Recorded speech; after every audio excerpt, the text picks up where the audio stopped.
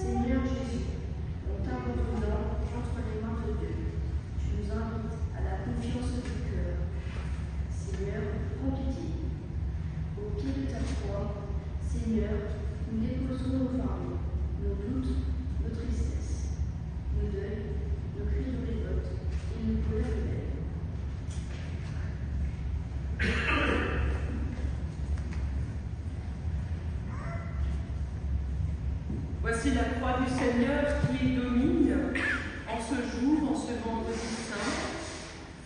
C'est ce que nous voulons chanter en cet instant et nous tenir au pied de sa croix. Chantons « Jésus, ta croix domine » les 2 strophes. Nous restons tranquillement installés.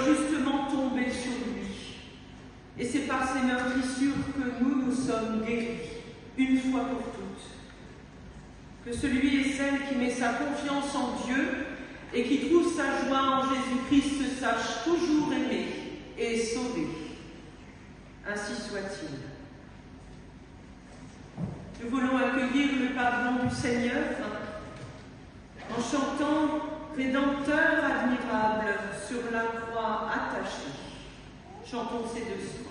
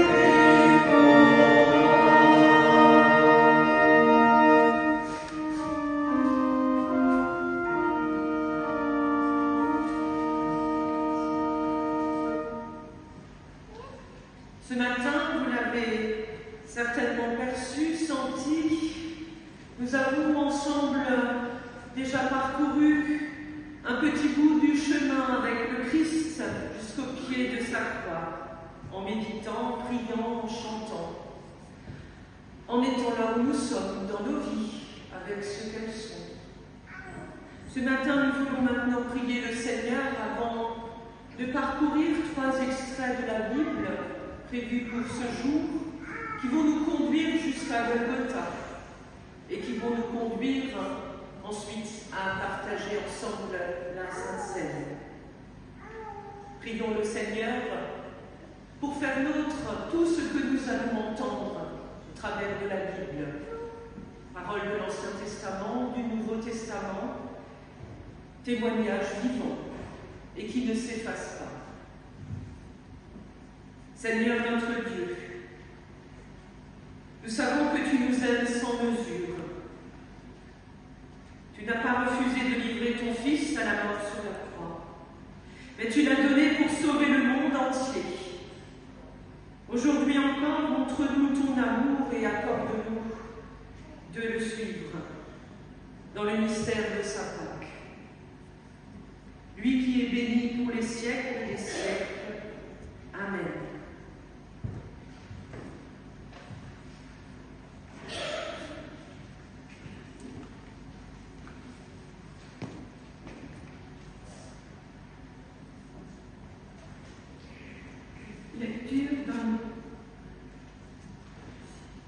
Lecture dans Isaïe 53, versets 13 à 15, 52, 13 à 15 et 53, 1 à 12. Voici, dit le Seigneur, mon serviteur va obtenir en plein succès. Il va être élevé, haut placé, et il recevra les plus grands honneurs. Beaucoup, en le voyant, avaient été horrifiés, tant son visage était défiguré, tant son aspect n'avait plus rien d'humain. Et maintenant, une multitude de peuples est stupéfaite à son sujet. Les rois ne savent plus que dire, car ce qu'ils voient n'a rien de commun avec ce qu'on a pu leur raconter. Ce qu'ils apprennent est inédit. Qui de nous a cru la nouvelle que nous avons apprise? Qui de nous a reconnu que le Seigneur était intervenu? Car devant le Seigneur, le serviteur avait grandi comme une simple pousse, comme une pauvre plante qui sort d'un sol desséché. Il n'avait ni l'allure ni le genre de beauté qui attire les regards. Il était trop effacé pour se faire remarquer. Il était celui qu'on méprise, celui qu'on ignore, la victime, le souffre-douleur. Nous l'avons méprisé, nous l'avons compté pour rien, comme quelqu'un qu'on n'ose pas regarder. Or, c'était nos souffrances qu'il portait, nos douleurs dont il était chargé. Mais nous pensions que c'était Dieu qui le punissait ainsi, qui le frappait et l'humiliait. Pourtant, c'est à cause de nos crimes qu'il était blessé. C'est à cause de nos fautes qu'il était accablé. Il a subi notre punition et nous sommes acquittés. Et par les coups qu'il a reçus, nous sommes guéris. Nous étions tous ça et là, comme un troupeau éparpillé. C'était chacun pour soi. Mais le Seigneur, lui, a fait subir les conséquences de nos fautes à tous. Il s'est laissé maltraiter et humilier sans rien dire, comme un agneau que l'on mène à l'abattoir, comme une brebis devant ceux qui l'attendent. Il n'a pas ouvert la bouche. On l'a emporté, jugé, supprimé, mais qui se souciait de son sort? Or, il était éliminé du monde des vivants. Il était frappé à mort du fait des crimes de nos peuples. On l'a enterré avec les criminels. Une fois mort, on l'a mis avec les riches. Bien qu'il n'ait pas commis de violence ni pratiqué la tromperie. Mais le Seigneur approuve son serviteur accablé par la souffrance. S'il offre sa vie en offrande à la place des autres, alors il aura des descendants et il vivra longtemps encore. C'est lui qui fera aboutir le projet du Seigneur. Après avoir subi tant de peine, le Seigneur, mon Seigneur, mon serviteur, verra ciel. Il sera nourri par une forte expérience. Mon serviteur, le juste, obtiendra la justice pour une multitude de gens. Lui qui s'est chargé de nos fautes. C'est pourquoi je le place au rang des plus grands. C'est avec les plus puissants qu'il partagera le butin. car il s'est dépouillé lui-même jusqu'à en mourir. Il s'est laissé placer au nombre des malfaiteurs. Il a pris sur lui les fautes d'une multitude de gens, et il va encore intervenir en faveur des coupables. Nous prions. Tu n'as pas élevé la voix, Seigneur, toi qui donnes la parole. Tu t'es laissé maltraiter par des hommes, toi qui donnes la vie à toute la création. Toi qui as été considéré comme un brigand, blasphémateur, alors que tu es le rayon du soleil et d'amour du Père. Loué sois-tu pour ta miséricorde. Sois loué pour ta fidélité qui t'a conduit jusqu'aux extrémités de la souffrance. Que ta compassion nous rejoigne. Amen.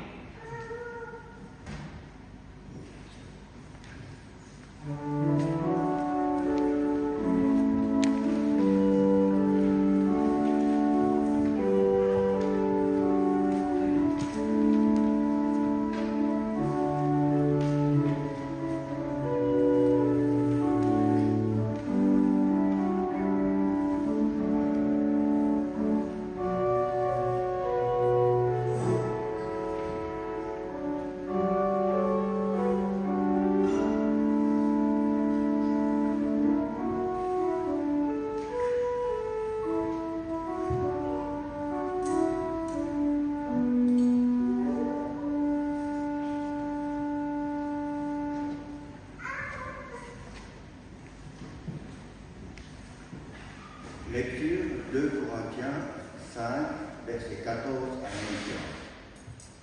21. En effet, l'amour de Christ nous saisit, nous qui avons la certitude qu'un seul est mort pour tous, et non que tous ont part à sa mort. Il est mort pour tous, afin que ceux qui vivent ne vivent plus pour eux-mêmes, mais pour celui qui est mort et ressuscité pour eux. Voilà pourquoi nous ne considérons plus personne d'une manière purement humaine, même si, autrefois, nous avons considéré le Christ d'une manière humaine. Maintenant, nous ne considérons plus ainsi. Ainsi, si quelqu'un est uni au Christ, il est une nouvelle création. Ce qui est ancien a disparu, une réalité nouvelle est là. Tout cela vient de Dieu, qui nous a réconciliés avec lui par le Christ, et qui nous a confié la tâche d'en amener d'autres à la réconciliation avec lui. En effet, par le Christ, Dieu agissait pour réconcilier le monde avec lui, sans tenir compte des fautes des humains. Et il nous a établis pour annoncer cette œuvre de réconciliation. Nous sommes donc des ambassadeurs envoyés par le Christ. Et c'est comme si Dieu lui-même adressait son appel par nous. Nous vous en supplions, au nom du Christ, laissez-vous réconcilier avec Dieu. Le Christ était sans péché, mais Dieu l'a chargé de nos péchés, afin que, unis à lui, nous soyons rendus justes devant Dieu. Nous prions. Chez toi, tant de silence. Chez les hommes, tant de bruit. Plus tu cries fort, plus tu es muet. Les questions se succèdent. La dérision redouble. La mascarade tourne. L'écoute défigure.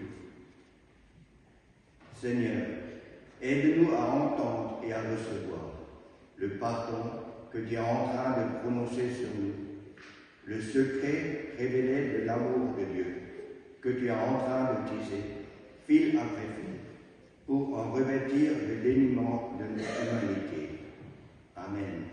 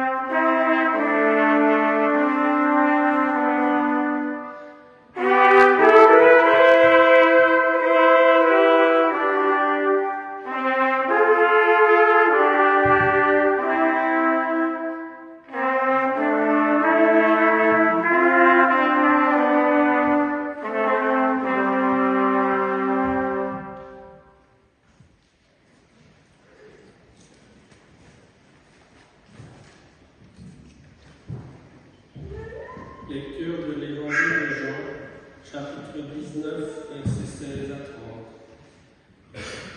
Dès lors, Pilate le livra à Jésus pour qu'on le crucifie. Ils emmenèrent donc Jésus.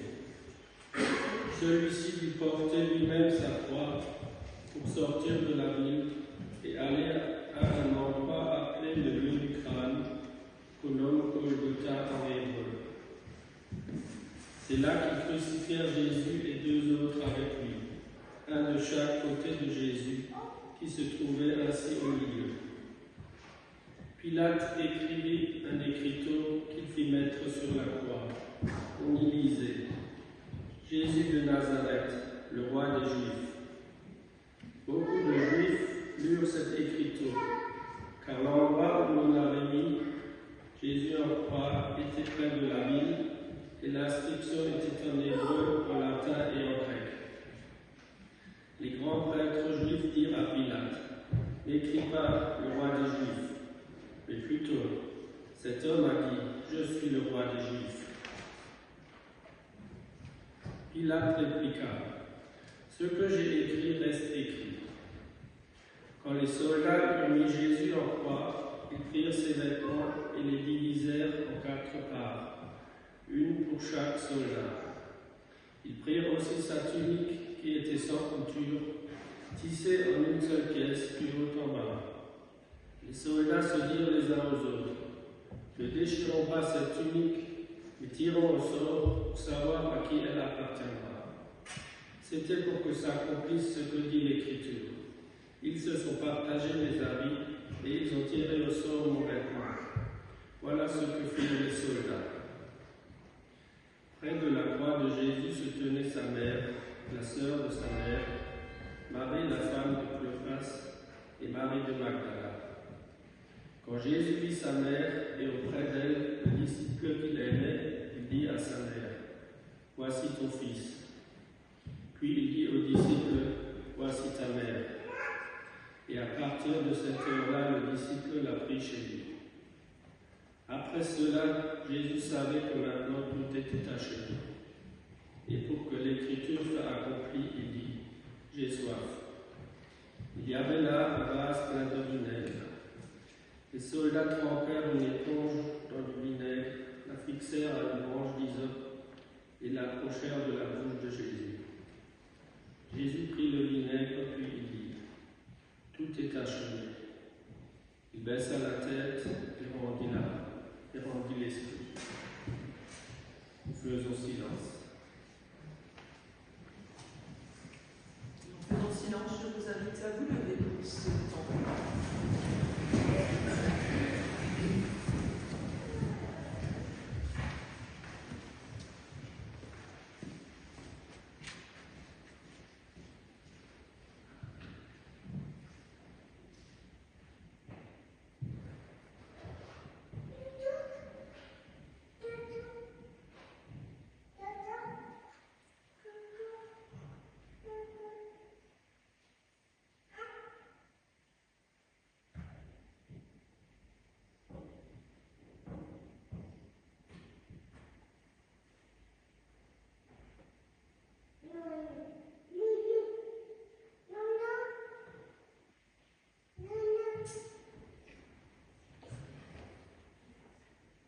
Veuillez reprendre place.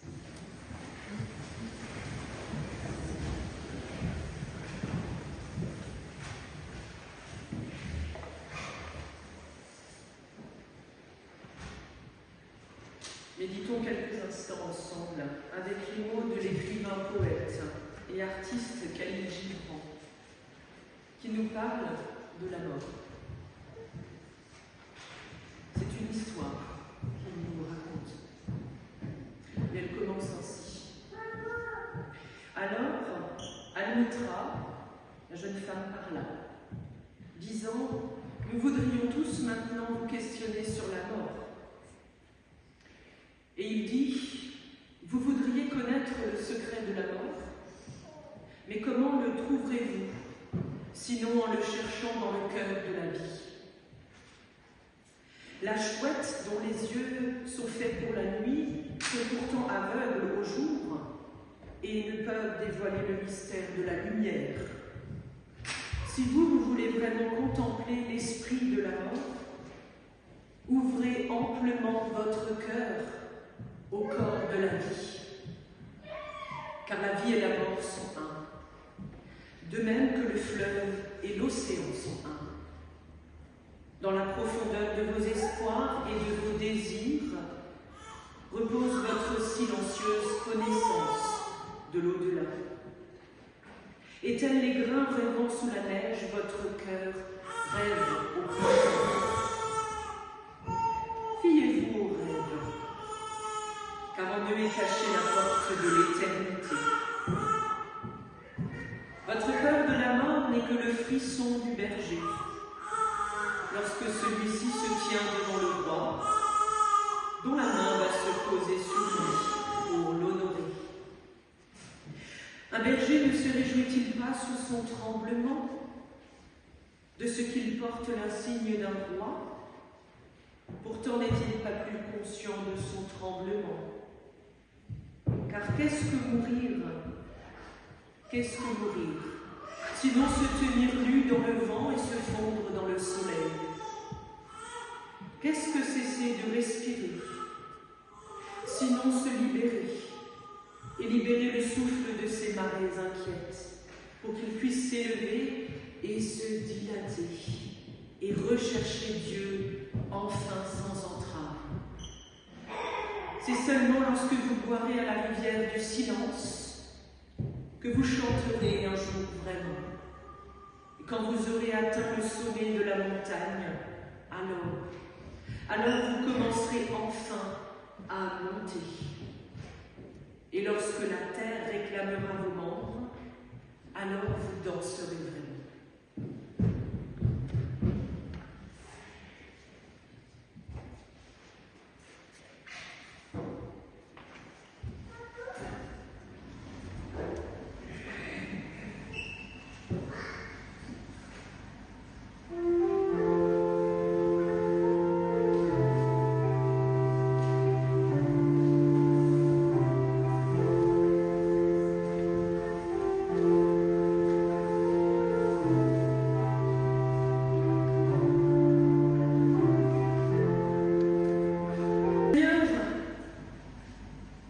Nous te prions en ce vendredi saint. Porte-nous au secours de ceux qui souffrent par la prière, qui est notre seule arme de chrétien, et par l'action et les forces que tu nous donnes. Nous te prions particulièrement ce jour pour tous les malades, les agonisants, pour les personnes qui vivent avec un handicap, pour ceux qui se sentent à la marge de la société, rejetés, pour ceux que la fatigue accable et épuise, pour ceux qui assistent au déclin de leurs forces. Aie pitié, Seigneur, de la souffrance des hommes et des femmes et des enfants. Nous te prions pour tous ceux qui n'ont pas de patrie, pas de foyer, pas de toit, pour l'immense armée des réfugiés, ces hommes, ces femmes et ces enfants qui meurent sur les routes, pour les émigrés, pour ceux que l'on persécute, que l'on traque et que l'on emprisonne et que l'on torture pour leur foi, ou juste parce qu'ils sont humains, pour tous ceux qui sont victimes des tyrannies, de l'oppression, du totalitarisme et des dictatures contemporaines. Nous te prions, Seigneur, particulièrement pour tous ceux qui, malgré tout, te restent fidèles et témoignent de leur foi. Ceux qui, sans peur devant la mort, poursuivent le combat pour la justice. Aie pitié, Seigneur, et donne le pain de la liberté. Brise l'indifférence des privilégiés et change les cœurs pour qu'ils s'ouvrent à la solidarité vécue. Enfin, nous te prions pour tous ceux qui désespèrent, qui se révoltent, qui sont en colère, ou ceux qui n'en ont vraiment plus la force. Pour les enfants, pour toutes celles et ceux qui sont petits, les jeunes qui se sentent de trop mal à l'aise dans leur peau et qui cherchent un sens à leur vie. Pour les sans-travail, les foyers désunis, celles et ceux qui restent solitaires, pour les vies que le deuil a brisées, et tous ceux qui voient autour d'eux que de la haine, du mépris, la peur, ou vivent dans la guerre. Seigneur, aie pitié, et par ta puissance, sauve-nous de nos incrédulités d'hommes et de femmes, et de nos souhaits de toute puissance. Seigneur, particulièrement ce jour, pénètre les esprits et les cœurs de tous nos dirigeants. Que ton amour, Seigneur, ta clairvoyance, ton Esprit Saint, les remplissent de paix, et que leurs décisions deviennent sages pour la paix de ce monde qui a besoin d'amour. Toutes nos prières encore, nous les rassemblons dans celles que ton Fils Jésus nous a enseignées, et te disons avec tous les chrétiens: Notre Père qui es aux cieux, que ton nom soit sanctifié, que ton règne vienne, que ta volonté soit faite sur la terre comme au ciel. Donne-nous aujourd'hui notre pain de ce jour. Pardonne-nous nos offenses, comme nous pardonnons aussi à ceux qui nous ont offensés. Et ne nous laisse pas entrer en tentation, mais délivre-nous du mal, car c'est à toi qu'appartiennent le règne, la puissance et la gloire, pour les siècles des siècles. Amen. Sœurs et frères en Christ, quelques instants debout juste avant de terminer par le chant de Vendredi Saint. Au Wunden, vous annoncer juste qu'il va y avoir un temps d'offrande maintenant. Alors, installez-vous tranquillement et juste vous dire qu'on se retrouve dimanche matin à 7h. On ne change pas d'heure cette année, donc c'est bon, on sera vraiment 7h. Dimanche matin, sur le parvis de l'église, ici à Merthiler, pour démarrer le temps du matin de Pâques. Et puis, ensuite, nous allumerons le nouveau cierge de Pâques et chanterons la résurrection dans l'église, suivi du petit déjeuner où vous êtes toutes et tous les bienvenus, petits et grands. Et nous partagerons le culte de Pâques à 10h à Mittesheim. Merci à nos musiciens de ce jour, merci Alfred, merci à nos deux jeunes, merci Laura, merci aux conseillers presbytéraux et merci à nos deux sacristes, Elisabeth et Liliane. Et encore un grand merci hier soir pour votre animation musicale lors du culte du jeudi saint. Merci à vous.